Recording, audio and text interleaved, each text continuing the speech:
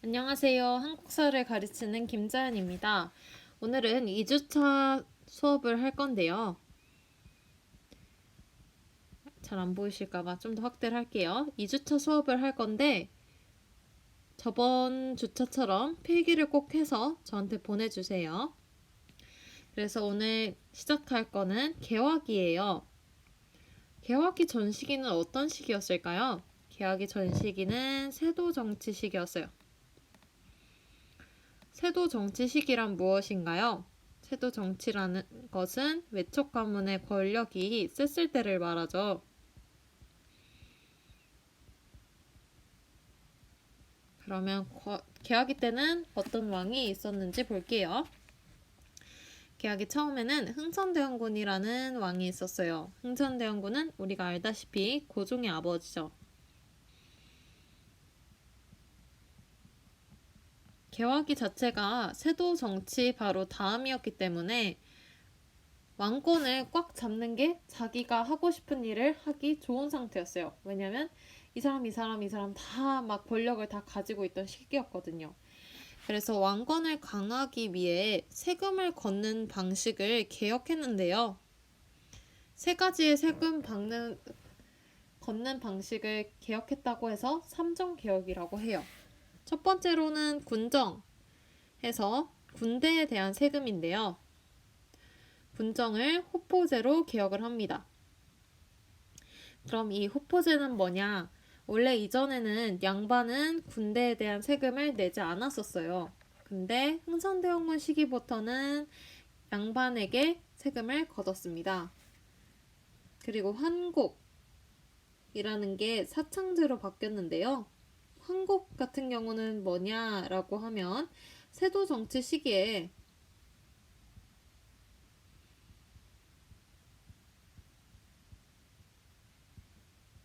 쌀을 빌려주는 제도였어요.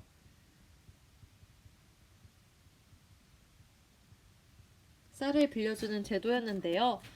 야, 그러면 쌀을 빌려주는 제도 좋은 거 아니냐라고 할 수 있는데, 이때 세도 정치 시기에 너무 높은 이자를 원했다고 해요. 예를 들면 100원을 빌렸는데, 1년 뒤에 갚아도 되니까 10,000원을 대신 이자로 줄래? 이런 식으로 등골을 파먹었던 거죠. 그 황국을 사창제라는 제도로 바꿔요. 사창제는 황국보다는 낮은 이자로 해서 백성들의 삶이 좀 더 윤택해지게 도와줬어요. 그 다음 밭에 대한 세금이라는 뜻인 전정을 볼 건데요. 이때 전이 밭전자여서 전정이라고 불러요. 전정은 은결이라는 걸 색출을 했어요. 그럼 이 은결이 뭐냐라고 하면 은결은 양반들이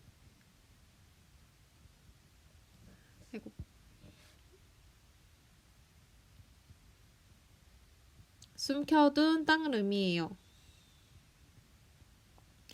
이 땅들을 색출을 하면 더 많은 세금을 거둘 수 있으니까 더 좋겠죠. 당연히 결과적으로는 지금 군정만 봐도 양반한테 세금을 걷고 더군다나 전정을 보면은 숨겨진 땅까지 나라에서 찾아내니까 양반들의 불만이 자연스레 커질 수밖에 없겠죠. 하지만 농민들은 만족하겠죠.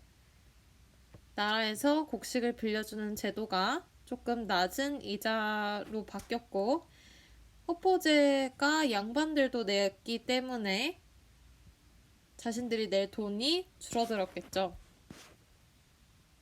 또한 나라의 재정은 두둑해지고 왕권 또한 세집니다.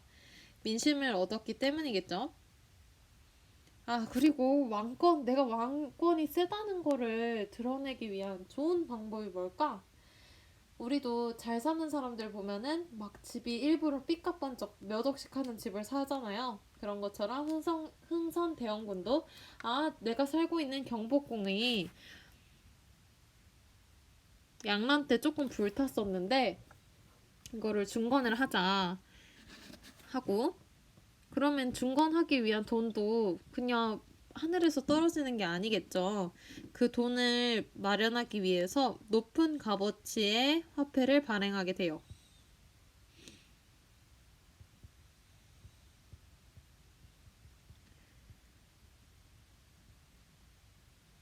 이걸로 인해서 인플레이션이 일어나고요. 흥선대원군은 딱 이게 진짜 중요해요. 흥선대원군은 외부와의 통상을 거부했어요. 난 문 안 연다 라는 느낌이죠. 그리고 난 문 안 연다 했었던 위정 척사와도 호응을 했어요. 대표적인 인물로는 이항로라는 사람이 있어요.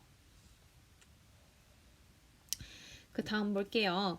흥선대원군 시기에는 다양한 일들이 일어났는데요. 이 순서를 외우시면 뭐 다음에 뭐가 일어날 수밖에 없었구나. 뭐 다음에 뭐가 일어날 수밖에 없었구나 라고 기억을 하실 수 있을 거예요. 그래서 보통 저가 병제가 병이 오신 척했다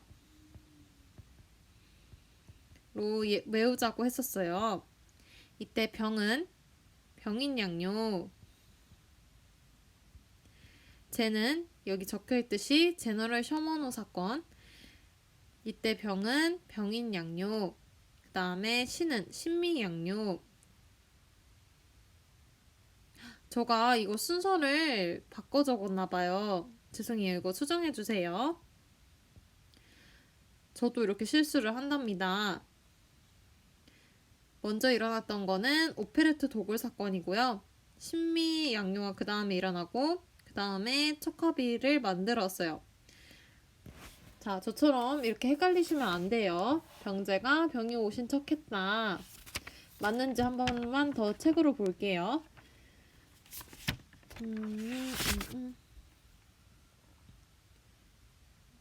네, 맞아요. 제가 잘못 적었네요. 이거 꼭 수정해 주세요. 오페르트 도굴 사건 다음에 신미양요가 일어난 겁니다.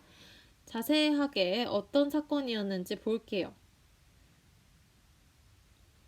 병인 박해 같은 경우는 어떤 사건이었냐면요. 말 그대로 병인을 박해했다는 말이에요. 그러면 병인이 뭐예요? 하면 병인은 천주교 전도사들이었어요. 천주교 전도사들이었는데 왜 종교가 문제야? 아니면 사람이 문제야? 라고 할 수 있는데 이 천주교 전도사들은 어느 나라 사람이었냐면 프랑스 사람들이었어요. 근데 이 사람들이 그냥 순수하게 종교를 전파시키기 위해서가 아니라 뭔가 야 우리랑 거래하자 이 느낌으로 오는 거예요. 거래. 그래서 뭐 그럼 죽여야지 하고 처형을 시키게 됩니다. 이 일을 프랑스가 가만히 보진 않았겠죠. 그래서 이 이후에 전쟁이 일어났는데요. 이때 병인 앞글자를 따서 병인 양요라고 해요. 제가 살짝 오개념을 알려드렸는데요. 이때 병인은 천주교 전도사를 의미하는 게 아니라 병인령, 병인년, 병자년 이런 식으로 얘기를 하잖아요. 그때 연일 거예요, 아마.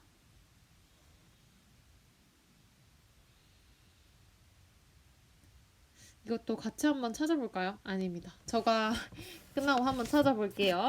그 다음 일어났던 거는 제너럴 셔먼호 사건이었어요. 제너럴 셔먼호? 말이 너무 기네요.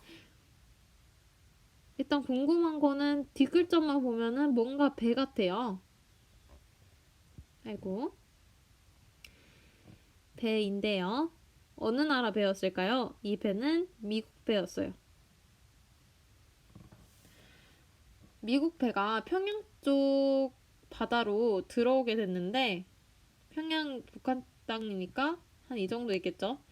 들어왔는데 평양 사람들이 되게 신기한 거예요. 우리랑 다르게 얼굴이 새하얗고 눈의 색깔도 검정색이나 갈색이 아니라 막 파란색인 사람도 있고 초록빛을 띠는 사람도 있고 해서 쟤네 이상하다 하고 이 배를 불태워버려요.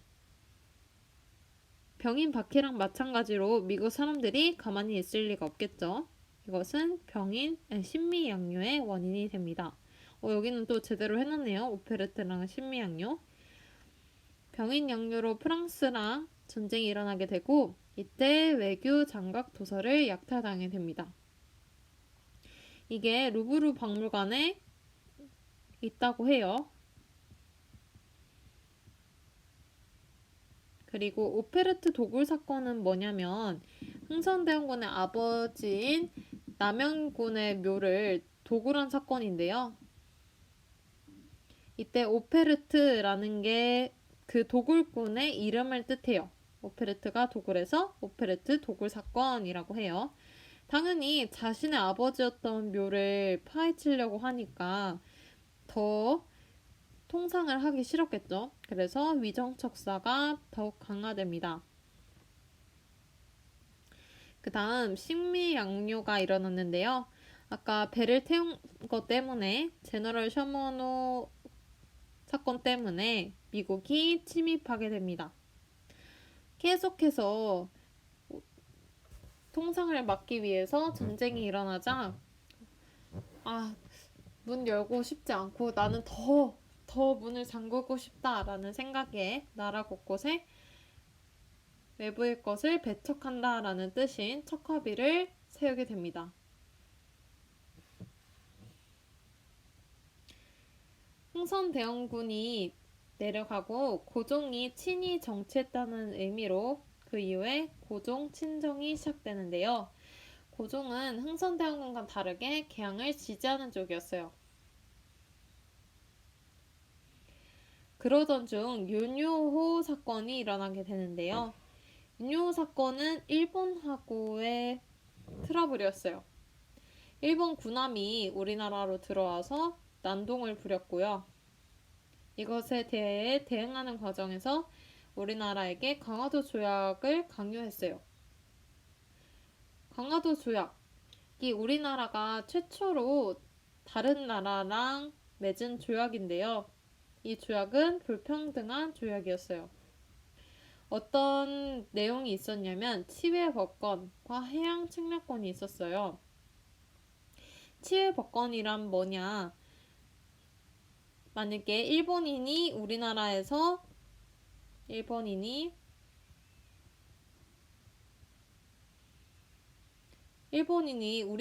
범죄를 저지른 거예요.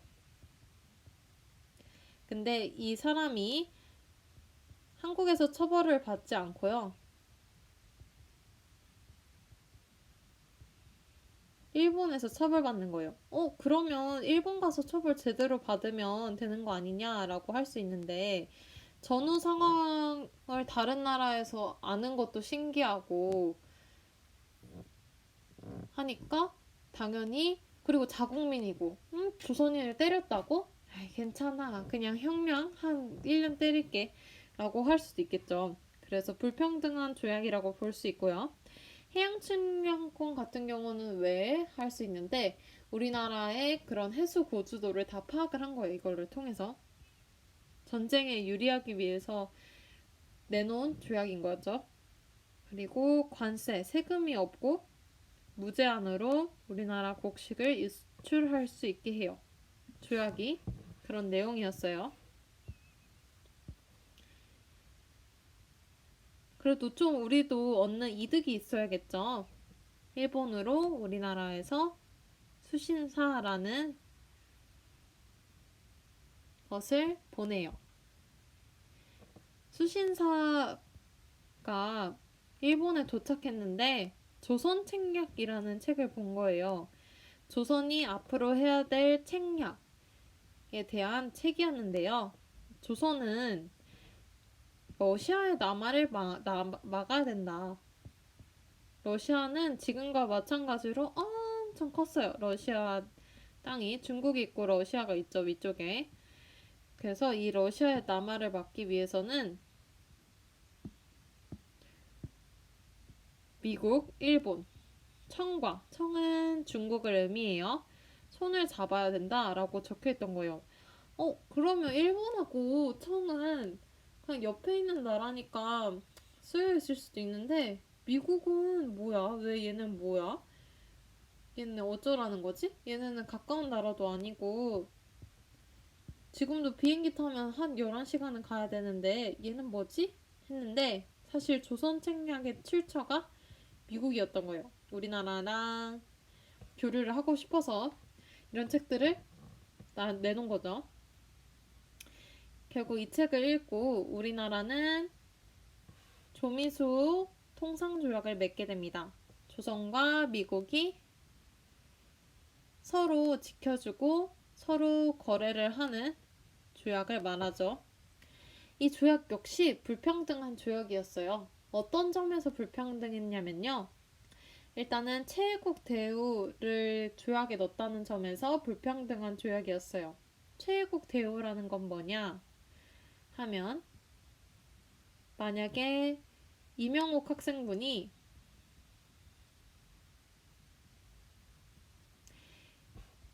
여기다 쓸게요. 이명옥 학생분이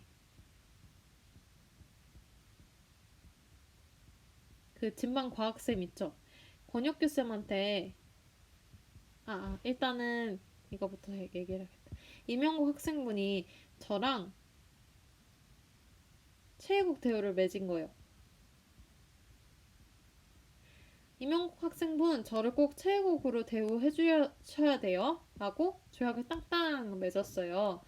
이명국 학생분이 어느 날 귤을 가져왔는데 이거를 혁규쌤 그 과학쌤 아시죠? 혁규쌤한테 아이고 빨간 글씨는 좀 불길한데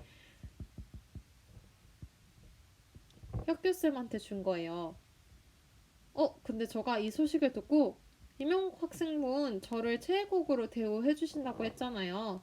저한테도 혁규쌤한테 줬던 귤 개수만큼 동일하게 주셔야 돼요. 라고 한 거예요. 여기서 보면은 최애국은 다른 말로는 최고로 취급해달라는 거예요. 최고. 다른 사람들한테 한 거만큼 나랑 계속 똑같이 해줘야 돼. 뭐 교장쌤한테 감을 줬다 하면은 저한테 감 주셔야죠. 저가 최고니까요. 라고 하는 게 최애국 대우를 의미해요. 미국에도 아까 일본하고 마찬가지로 보빙사라는 외교 사절단을 파견해요. 조미수 통상조약으로 인해서 신식 군인이 생기게 되는데요. 이 신식 군인의 이름을 별기군이라고 해요. 별기군이 생겨나게 되면서 부식군인이 푸대접을 받게 됩니다. 예를 들면 월급을 주는데 쌀의 양보다 막 조나 피의 양이 많다던가 그런 식으로 푸대접을 하자 폭동이 일어나게 됩니다. 이 구식군인들이 일본 공사관을 방화, 불을 지르고요. 흥선대원군을 불러와서 잠깐만 총괄해주세요 라고 합니다. 그래서 잠깐 동안 총괄을 하고 계속 막 폭동이 일어나니까 나라에서는 어떻게 이거를 잠재워야 될지 모르겠는 거죠. 그래서 청나라한테 도움을 요청했는데요. 결국 청나라 덕분에 이 폭동은 다행히 사그러들게 하지만 청의 간섭이 더 세집니다. 야, 우리가 이만큼 도와줬는데 너네도 우리가 시킨 대로 다 해야지. 이런 식으로 나온 거죠. 청의 간섭이 더 세지고요. 그리고 조선과 청나라가 상민 수륙 장정 상인들이 그 땅에 와가지고 물건을 팔 수 있게 하라라는 조약을 맺게 돼요. 그리고 일본하고는 제물포 조약을 맺게 되는데 제물포 조약 같은 경우는 배상금을 지불한다는 뜻이에요. 아까 일본 공사관을 방화했다고 했잖아요. 이거에 대한 배상금을 지불하는 조약이 제물포 조약이에요. 자, 글씨가 이쁘게 안 써지네요. 다음 1884년을 보시면요. 이때는 갑신정변이 일어났어요. 갑신정변은 누가 일으켰냐라고 하면 갑신정변은 급진괴합파가 일으켰어요. 급진괴합파는 뭐예요? 라고 하실 수 있는데 설명을 해드릴게요. 밑으로 쭉 가서 이쪽이 좋겠네요. 개화기 시기에 두 가지 부류로 개화파가 나눠져 있었어요. 개화기 시기에 온건 개화파와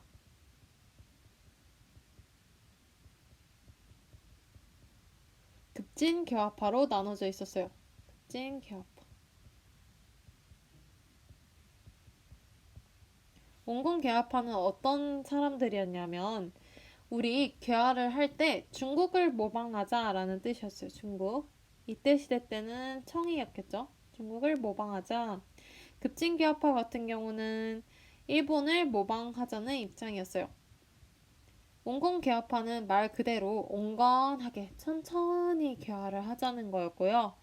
급진개화파는 빠르게 우리 몸통까지 다 싹 다 빠르게 바꾸자 라는 쪽이 급진개화파였어요. 급진개화파였어요. 아까 이모군란을 진압하는 과정에서 청의 간섭이 더 세졌다고 했어요. 그러면 조선의 개화는 당연히 온건개화파를 중심으로 했겠죠. 왜냐면 청의 간섭이 세졌기 때문에 청나라 사람들하고 친한 사람들이 조정에 있었을 거니까. 그래서 온건개화파 힘이 세지자 급진개화파들이 조급해지기 시작한 거예요. 나는 급하게 개화하고 싶은데 해서 폭동을 일으키는데 그 폭동이 갑신정변입니다. 일본을 모방하는 쪽을 급진개화파라고 하고 청의 간섭을 반대하면서 일으킨 폭동이에요. 일으킨 인물은 김옥균이나 홍영식, 사실 이건 잘 안 나와요. 이렇게 있고 발생 배경을 보시면 청나라가 계속 간섭하고 군대들이 있다가 청군이 일부 철수를 하고 일본 사람들이 지원을 해주기로 한 거예요. 야, 니네 폭동 일으키면 우리가 살짝 도와줄게. 그니까 마음 놓고 해라. 그래서 지원을 약속해서 일어나게 됐고요. 우정총국에서 폭동이 일어났는데 우정총국은 우리나라의 첫 우편기관이었어요. 지금도 새로 짓는 건물, 새로 짓는 국가의 기관이 있으면 거기에 중요한 사람들이 가서 그 자리를 축하하고 하잖아요. 이것도 같은 상황이었어요. 많은 사람들이 모이자 여기서 폭동을 일으킵니다. 김옥균이 3일 동안은 승기를 잡아요. 그래서 그거를 3일천하라고 하고요. 이때 김옥균이 가져왔던 게 식사개조 정강이었어요. 그리고 거기 적힌 내용이 입헌군주제를 주장한 거였고, 그리고 신분제 폐지를 하자였어요. 신분제 폐지를 한 게 아니라 실질적으로 신분제 폐지가 된 거는 갑오개혁 죄송해요. 갑오개혁 시기에 신분제가 폐지됐어요. 결과적으로는 아까 3일 천하라고 했으니까 3일 이후에는 당연히 적겠죠. 그래서 급진개화파가 패배하게 되고 청나라랑 일본이 텐션 조약이라는 걸 맺게 됩니다. 이 조약의 내용은 일본과 청나라 군대 개입이 상호 통보돼야 된다는 내용이었어요. 그러던 중에 러시아랑 손을 잡으면 어떨까 해서 러시아랑 수교를 했는데 러시아의 경쟁국이었던 영국이 그래 그럼 우리도 조선한테 좀 영향력을 가해야 되나 해서 조선 땅이었던 거문도를 점령해요. 이런 사건도 이때 있었고 아까 맺은 강화도 조약 때문에 곡식의 유출이 심하게 일어나게 됩니다. 곡식의 유출이 심하게 일어나게 되자 백성들이 살기 너무 힘들어서 나라에서 곡식을 그만 빠져나가게 하려고 방공령을 실시를 해요. 나라가 얼마나 살기 힘들었겠습니까? 최애국 대우 같은 걸로 해서 막 다른 나라한테 다 뺏기고 있고 하니까. 그래서 동학농민운동이라는 게 그 이후에 일어나게 됐어요. 동학농민운동이 어떻게 일어나게 됐냐면요. 처음에는 고부농민 봉기로 시작되었어요. 그러다가 황토현 전투에서 승기를 잡게 되고 이 승기 기세를 가지고 전주성에 입성하게 됩니다. 청나라랑 일본이 진입을 하게 되면서 전주에서 화해의 약속이라는 의미로 전주 화약을 맺게 되는데요. 우리나라 스스로 한 게 아니라 다른 나라의 힘을 얻은 거죠. 해서 전주 화약을 맺게 되고 이때 시기에 일본군이 경복궁을 점령하게 됩니다. 전주 화약을 하고 그 다음에 1차 갑오개혁이 일어나게 되고 동시에 청나라랑 일본이 전쟁을 하게 돼요. 전주 화약으로 생긴 법 집행 기관은 집강소였어요. 1차 갑오개혁하고 2차 갑오개혁이 차이가 좀 있는데요. 1차 갑오개혁부터 볼게요. 1차 갑오개혁은 김홍집을 중심으로 하고 흥성대원군도 약간 참여를 했어요. 가장 큰 차이점은 궁국 기무처 유무인데요. 제1차 갑오개혁 때는 궁국 기무처라는 시설이 있었어요. 아까 말했듯이 신분제 폐지가 갑오개혁 때 일어났다고 했었잖아요. 1차 갑오개혁 때 신분제가 폐지되고 조혼이 폐지됩니다. 조혼은 빨리 하는 결혼을 의미해요. 그리고 과부의 재가를 법적으로 허용하게 됩니다. 과부 재가라는 거는 남편을 잃은 여자가 다시 한번 재혼을 할 수 있다는 걸 의미해요. 근데 지금 보면은 제1차 농민운동이 끝나고 동학농민운동이 끝나고 일본군이 막 경복궁에 점령을 하고 해서 농민들이 다시 한번 운동을 일으키게 됩니다. 근데 1차 운동 때만큼 순조롭지가 않았어요. 아까는 황토현 전투 때 승리를 하기도 하고 전주성에 입성하기도 했는데요. 이때는 패배를 하게 됩니다. 우금치 전투에서 패배를 하게 되고 보통 알고 있는 사람이 전봉준이죠. 그래서 여기서 막 녹두 장군이라는 이름으로도 불렸었죠. 그리고 동학농민운동의 주요 인물들이 구속을 당하거나 사형을 당하게 됩니다. 그와 동시에 제2차 갑오개혁이 일어나게 돼요.